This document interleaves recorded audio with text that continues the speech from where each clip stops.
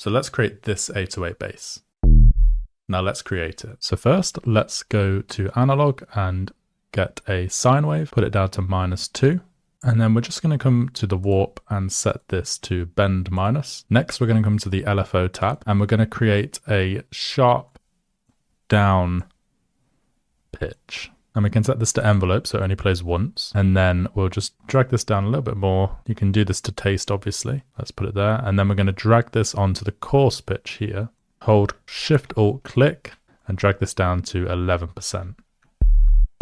Now you can hear that transient at the start of the sound. So it's like a little clicking sound. And that's going to be like the oomph on the 808 bass. So next, let's come to envelope 2. And we're just going to drag this across here, put this on envelope mode again. And then put this on the rate of half. And then we're going to put this on the level of the oscillator A. So we get this.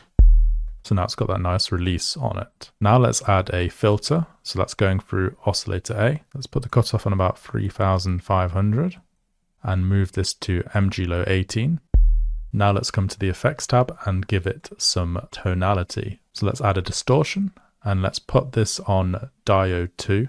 Put the drive up to 79% and the mix down to about 75%. Let's listen to this. Got that nice sound now. Let's add a compressor and we can adjust this to taste.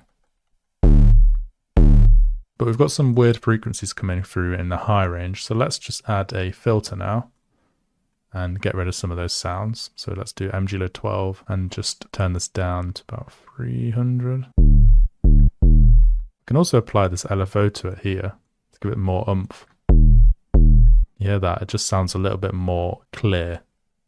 And that is the first bass complete. This is really great for the first hit on a drop. So the very first beat of a drop. I've used it in quite a few tracks. And if you have that and then like a crazy bass afterwards, it often sounds really cool. And then you can use it for little transition sections between drops as well. This is really great. I love using this.